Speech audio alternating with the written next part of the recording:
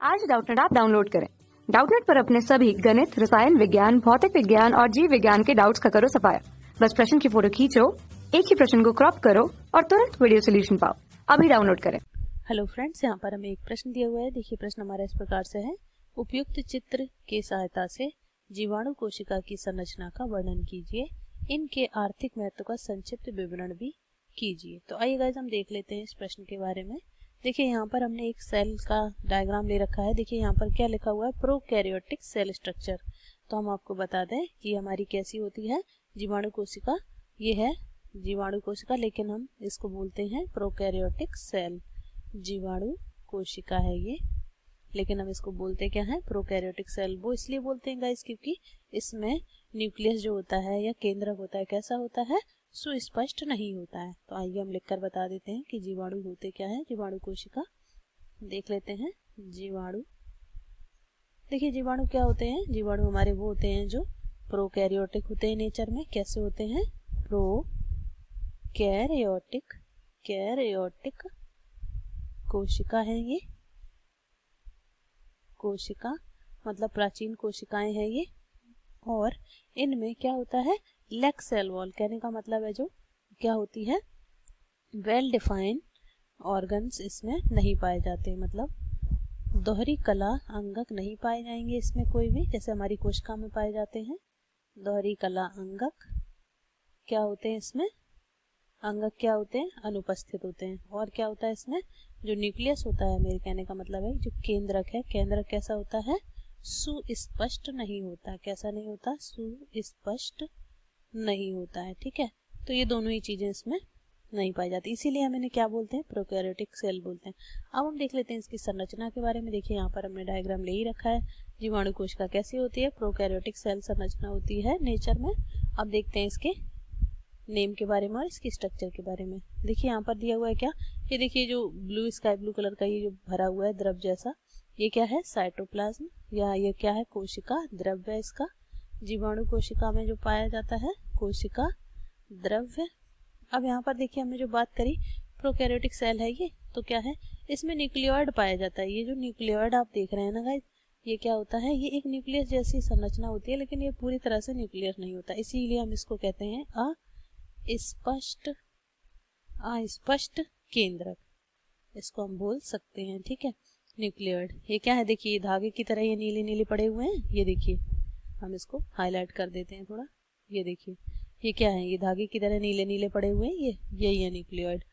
अब हम देख लेते हैं नेक्स्ट हमारे पास क्या है, ये हमारा क्या, फ्लैजिला। फ्लैजिला से ये क्या करते हैं, गति करते हैं। ठीक है, फ्लैजिलेटेड है ये बैक्टीरिया। अब देख लेते हैं यहाँ पर ये क्या है, ये पिलाई है। पिलाई जो होती है ये पच्छाप बोलते हैं इनको। और ये किस लिए पाई जाती है, अटैचमेंट के लिए पाई जाती है। किसके लिए, किसी भी सबस्ट्रेट या किसी भी उससे चिपकने के लिए। किसके लिए, चिपकने के लिए। ठीक है, तो ये है पिलाई। अब देख लेते हैं ये क्या है, ये है हमारा राइबोसोम। ये देखिए छोटे छोटे कण के रूप में जो पड़े हुए हैं, ये क्या है, राइबोसोम है। नेक्स्ट हमें दिया हुआ साइटोप्लाज्मिक मेम्ब्रेन।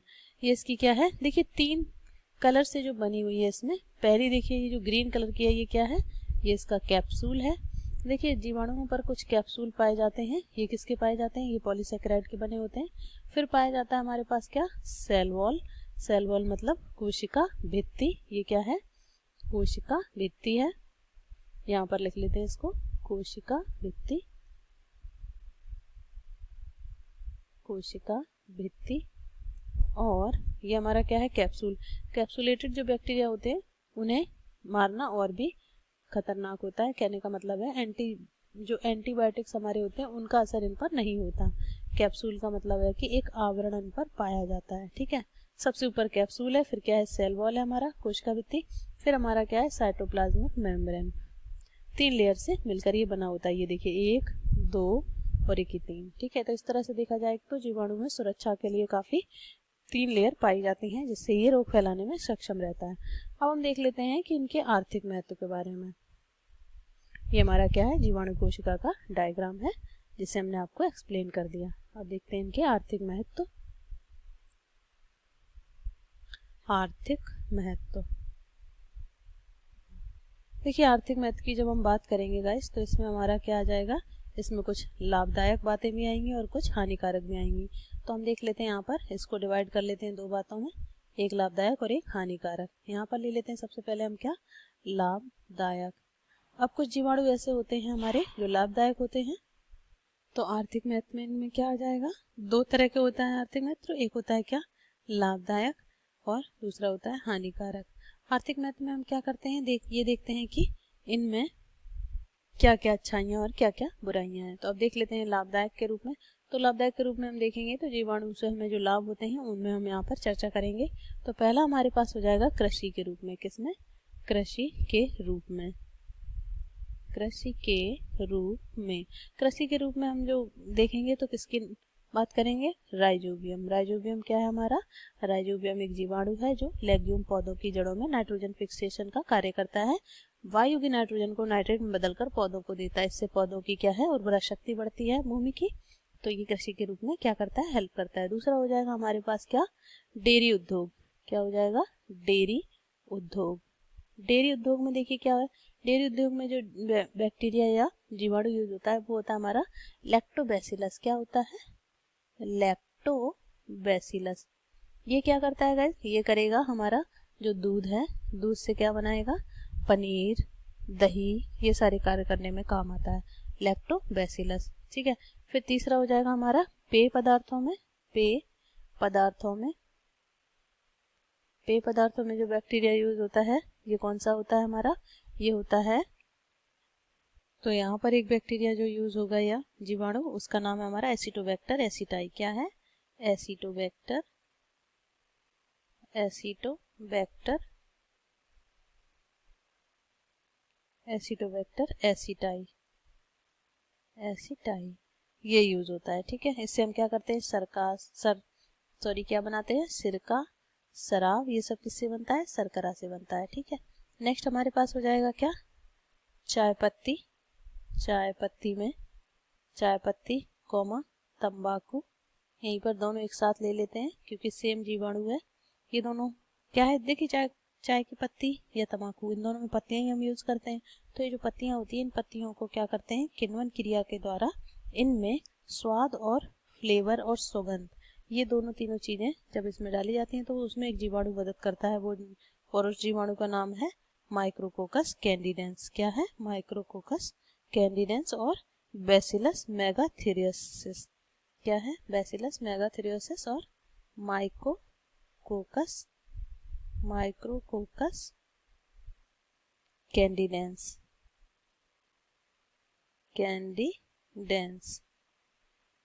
ये जीवाणु कार्य करता है इसमें। नेक्स्ट हम देख लेते हैं कि चमड़ा बनाने में, फिफ्थ हो जाएगा हमारे पास क्या, चमड़ा उद्योग में। चमड़ा उद्योग में देखिए क्या करते हैं, चमड़ा उद्योग में भी हमारा किण्वन का जो कार्य होता है वो जीवाणु की त्वचा पर पाए जाने वाले कुछ जीवाणु ऐसे जो होते हैं जो वसा की परत का क्या कर देते हैं, विघटन कर देते हैं त्वचा, और जिससे क्या होता है, त्वचा व बाल पृथक हो जाते हैं और यह चमड़ा प्रयोग करने योग्य हो जाता है। मतलब चमड़े में हम क्या यूज करते हैं, जानवर की चमड़ी यूज करते हैं गाइस। ठीक है, उसमें से बाल और फैट की लेयर हट जाती है, तो फिर वो हमेशा के लिए यूज करने के लिए एक टिकाऊ पदार्थ निकल कर आता है। ठीक है, तो वो कुछ त्वचा में जीवाणु पाए जाते हैं उसके द्वारा होता है। ठीक है, नेक्स्ट हमारे पास हो जाएगा क्या, अन्य पदार्थों के निर्माण में, या हम कह सकते हैं, थोड़ा सा ऊपर कर लेते हैं इसको, या हम कह सकते हैं कि जैसे कि औषधि के निर्माण में। क्या है, औषधि निर्माण में देखिए जो स्ट्रेप्टोकोकस, क्या है हमारा, स्ट्रेप्टोकोकस बनाने के लिए, या हम ये कहें कि जो प्रतिजैविक होती हैं, कैसी, प्रतिजैविक बनाने में इनका यूज होता है, प्रतिजैविक बनाने में। तो ये थे हमारे पास कुछ इनके लाभदायक जीवाणु या लाभदायक गतिविधियां। अब देख लेते हैं हानिकारक। हानिकारक में क्या क्या आ जाएगा, हानिकारक में होगा गाइज कि सबसे पहली बात ये है कि जो जीवाणु होते हैं ये रोग उत्पन्न करते हैं। क्या उत्पन्न करते हैं, रोग उत्पन्न करते हैं कई तरह के।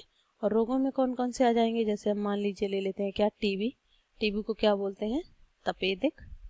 क्या बोलेंगे, तपेदिक। और ये तपेदिक किसके द्वारा होता है गाइज, ये होता है माइकोबैक्टीरियम ट्यूबरकुलोसिस के द्वारा। किसके द्वारा, माइकोबैक्टीरियम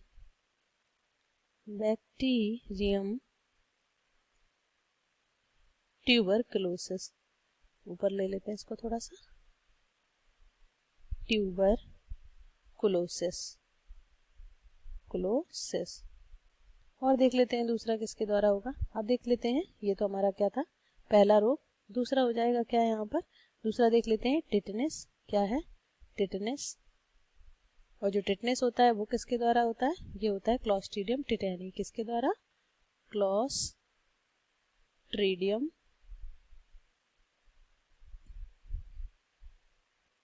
टिटेनी के द्वारा होता है ये। नेक्स्ट हमारे पास आ जाएगा क्या, नेक्स्ट हमारे पास क्या हो जाएगा, टाइफाइड। क्या हो जाएगा, थर्ड नंबर, टाइफाइड। देखिए टाइफाइड जो होता है वो किससे होता है, ये होता है हमारा साल्मोनेला टाइफी से। किससे, साल्मोनेला टाइफी नामक जीवाणु से।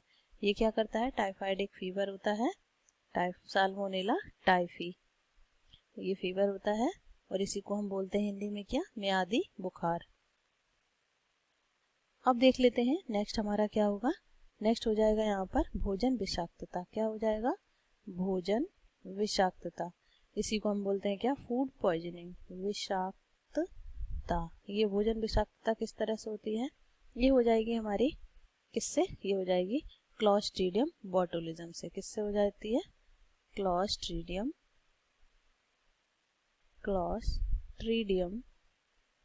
बोटुलिज्म